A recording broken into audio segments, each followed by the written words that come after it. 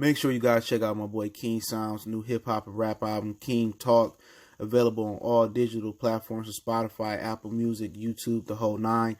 The link will be in the description, and I'll post it in the comment section. Check it out. All right, man, we back. Good Feeling Sports TV. Appreciate everybody for checking back in. Make sure you guys hit that subscribe button, bell icon button, share the video. Check out Music Entertainment Players for more videos like this. And this topic came to my head a couple days ago, right? When the whole Trav and 50 Cent thing came, I meant to do this video, man. And let's get to it, man. And one thing nobody talk about is the smartest guy in the history of G-Unit, to my knowledge, from Bengals Smurf to Trav to Tony Ayo to Lloyd Banks. I mean, you can go on and on. Young Buck and whoever else was affiliated with 50 Cent. The smartest dude was the Game. You know what I'm saying? At the time, the Game got a lot of pushback for using 50 and getting the fuck on and using 50 to boost his career. You know, he got a lot of blowback for that. But I was watching Jordan Tower, and he said that Game told him, and I don't know how true it is, but he told him, Game told him that he was gonna use 50 and then get the fuck on and start beef with 50 and G-Unit, right? But the Game was the smartest dude. He knew what type of dude 50 was. He knew what 50 intentions was and what the integrity was for 50. Had the Game, so we stayed with 50, I'd have made a lot of money. If you stayed with 50, you would have been begging for money. You would have been singing that one song, I need a dollar, just like Banks, Buck, and the rest of them. He had to separate himself. Man. It had to happen. But he the one dude that used 50 and got the hell on and really did it the right way, because had he stayed with 50 and 50 would have tied him up in the crazy contract. See, 50 played a role, like I tried to help him. He did the same thing with Floyd. He used Floyd, then turned against Floyd. Game just beat 50 to the punch. You know what I'm saying? And 50 probably told himself, like, I ain't never letting that shit happen again. Game just beat him to the punch. And, the Game was the smartest G-Unit member in history, because he went on and still had a successful rap career. And I believe that if Lloyd Banks was under, if he was under somebody else's umbrella that really wanted to see him flourish, Lloyd Banks would have went on and had a career that was similar to the Game. You know what I'm saying? He would have went on and had he would have prospered in the Game. I felt that Young Buck would have prospered in the Game. Maybe not to the extent of Lloyd Banks in the Game, but he would have had a prosperous career. I don't know why Cash Money didn't put him on. You know what I'm saying? But he would have went on and prospered in his career. But that's just my honest assessment of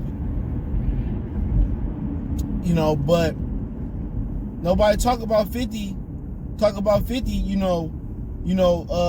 not being able to control the Game after that. Nobody do. He helped the Game out, and the Game was like, well, shit, I just did what I needed to get my career to another level. Yeah, he wrote 400, 500 bars, and they went back and forth, and they beefed and all that, but guess what? He his own man. You know what I'm saying? He succeeded, he flourished on his own. He did it on his own. So he ain't under 50 Cent thumb where 50 could say, oh, you ain't. No, he had a couple albums that was successful after his first album with 50. You couldn't really put the Game under. You couldn't put the West, a dude that was supposed to, he was supposed to take the reins of the West Coast, which he did. Because at the time, it really was just the Game. You know what I'm saying? You had Dr. Dre and Snoop trying to still do their thing, but for the younger generation, it was just the Game. It was nothing really after that whole Death Row situation. You know what I'm saying? It wasn't nothing really there. Out of remember the trap era of rap, that's when the South really started, coming on strong. And the Game was standing tall for the West Coast. That was it. So you had the West Coast dying under the East Coast, the dude that was basically, he destroyed, New York rap. But he was the top dog on the East Coast. Even though he flourished because of Dr. Dre, from the West Coast. But at the same time, I just think the Game, he don't get enough credit for using 50 and getting the hell on, bro. You got to give that man his just due. You know, you got to give him credit where credit is due. You know, because all these dudes now 50, you know, that when it was under 50, and you see that in the rap game all the time. Freddie Gibbs and Jeezy, Doughboy Cash Out and Jeezy. You know, you had a few artists that was with Gucci. Gucci had more successful, you know, artists with Waka Flocka than Jeezy did. T.I., you know, he really only had Doe B, but he passed away. Shout out to the Gump. He used to stay down there for a minute.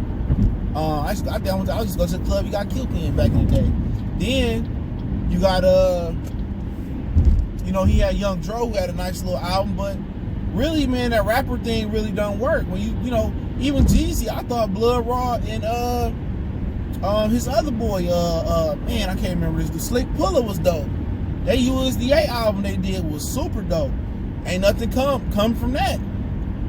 So really working up under another rapper really don't work. Now Ross, it worked for Ross because I really think Ross didn't care if Meek Mill or Wale was better than him. He didn't really care.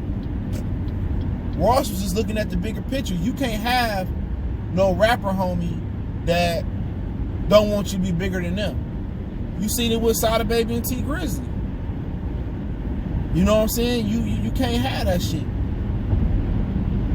And maybe the game didn't shake free from 50 Cent. He never, like I said, I don't think he would have became the artist that he became.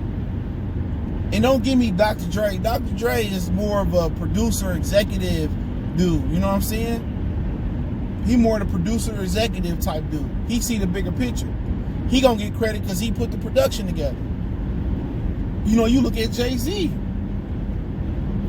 Benny Siegel was really, you know, he had the Young Guns and stuff, but nobody really followed up and had longevity.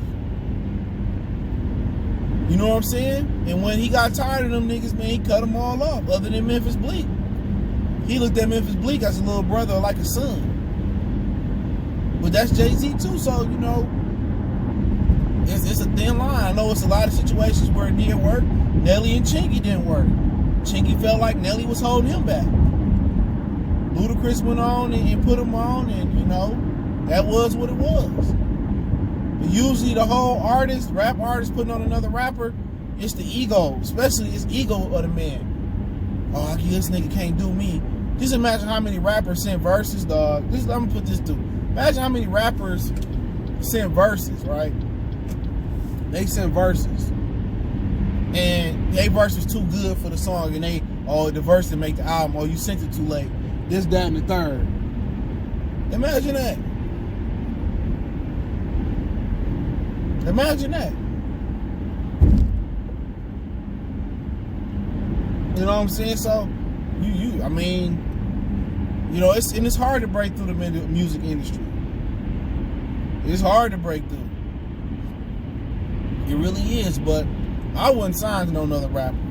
It's just too many ways to do it your own way. You know, Young Dolph seen the bigger picture. You know, you can say what he want to say about Yo Gotti, and Yo Gotti make sure everybody eat. You know what I'm saying? He put people on. You know, Yo Gotti seemed to be a real selfless dude to the naked eye. And I know niggas from Indiana, motherfuckers from Memphis that say he real. You know what I'm saying? Niggas from different hoods that say he real.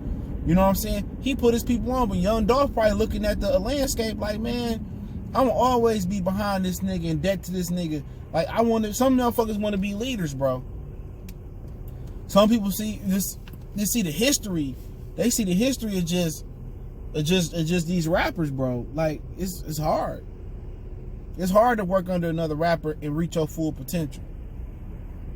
You know what I'm saying? It really is, man. In the game, it's probably the smartest guy out there. The Game is probably the smartest guy out here, and he was like, you know what, man? Nah, bro, I can't do it. You know, because 50-50, his career would not have been what it was if he stayed with 50 Cent and G-Unit. None of them niggas followed up, bro. None. Yayo had a platinum song. I think platinum song, just a song with So Seductive. You know what I'm saying? None of them followed up. You know what I'm saying? 50 Cent really didn't have shit after the massacre. Even though I like to Get Rich or Die Trying, you know, soundtrack. You know, him beefing with Dr. Dre and Jimmy Iovine got him blackballed off radio. So, you know, I think the game was smart, man. The game played 50, and I don't think 50 was gonna let nobody play him again like the game did. He hot-wired up Buck contract. He probably hot-wired Lloyd Banks contract. He was never gonna let them be nothing. With Jimmy Iovine saying 50, they saying he blackballed him off or whiteballed him off the radio. Then Buck, Banks, and Yayo whiteballed off the radio. You know, so 50 could switch up the hustle. He could say, well, I told these niggas to invest their money. Like he told Buck. He didn't tell Buck that